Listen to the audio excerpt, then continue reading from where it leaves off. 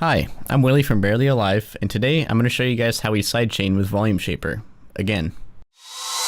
We are barely alive.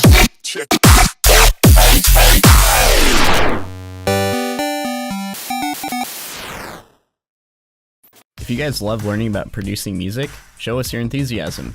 Press the like button, leave a comment if you liked this video and found it helpful, and consider subscribing to our channel to stay updated for future videos. Some of you may have already seen the first video we uploaded on Volume Shaper. What's up guys, this is Matt. And this is Willie. And we are Barely Alive.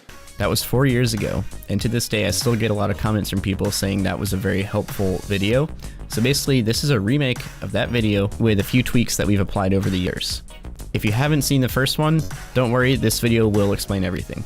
If you're unfamiliar with sidechain compression, you're in for a real treat. Sidechaining is one of the biggest tools we use to make our mixdowns sound clean and dynamic and loud. We use it to lower the volume or duck the sound of the lead or bass whenever the kick or snare hits, and this allows the drums to hit full volume and reach their full dynamic potential without distorting in the master. Traditionally, this was done using an actual compressor that would be routed to use an external audio source like a kick drum to trigger the threshold of the compressor. This technique was popularized on dance tracks like Call on Me by Eric Prydz and Satisfaction by Benny Benassi.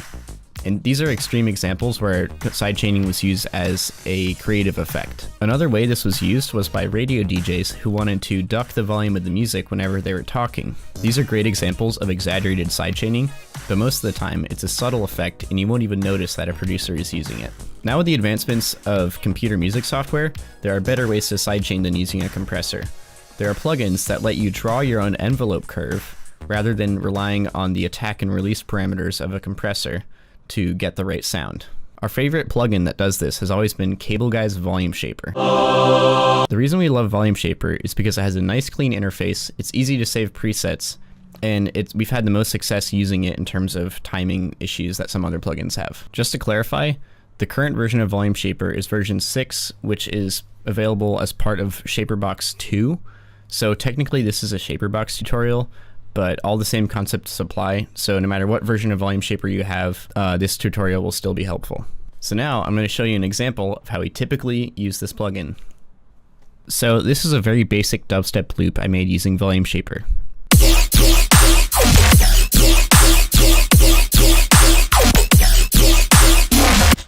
Now here it is without any sidechaining at all.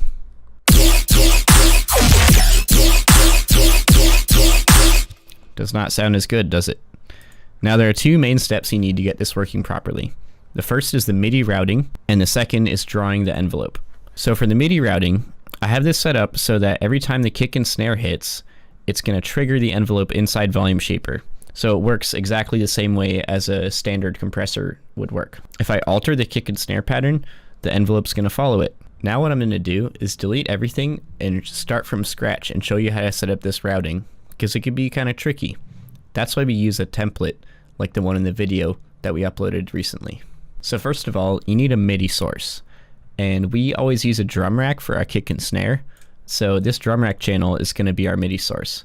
You might be one of those people that uses audio, and that's fine. If you do that, you'll just need to make a separate MIDI track that has the MIDI notes lining up with your kick and snare, so you can use that as a source. We prefer using the drum rack because you can easily swap out the kick and snare at any time, and it makes this a lot easier, the whole routing thing with Volume Shaper. Now you need to have something that you want to sidechain. In this project, I want to sidechain this entire mids group. So I'm just going to drag an instance of ShaperBox onto this group, and then I'm just going to set that aside for a second. Now, go into your group and create a blank MIDI track.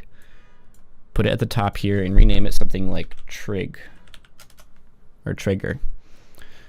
This is going to be your trigger channel, which takes the MIDI signal from the drum rack and then sends it to the Volume Shaper.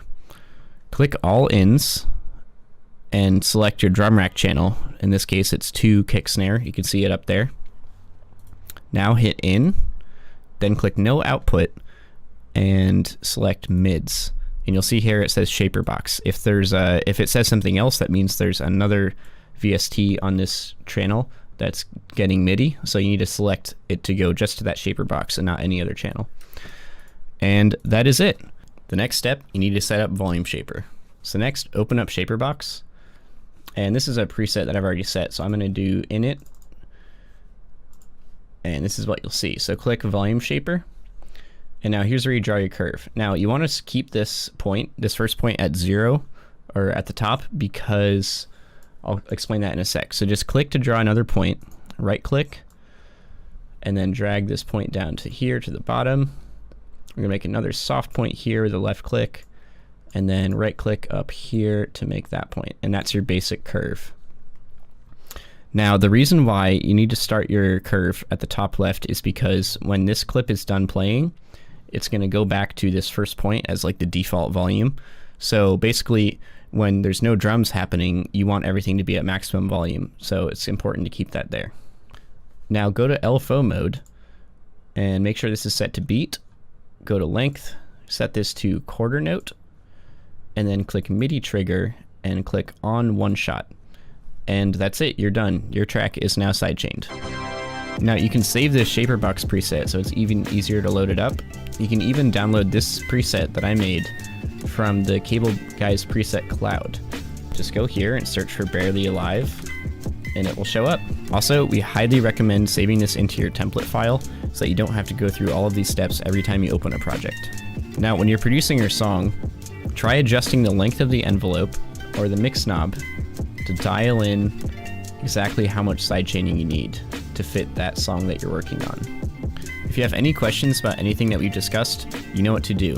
Don't forget to like this video, comment if you learned something or are still confused. And if you want to see more from us, make sure you're subscribed to our channel. Also, be sure to check out our Patreon page, where we're offering a lot of cool benefits to aspiring producers like you, including sample packs and exclusive production feedback. And as always, thanks for watching.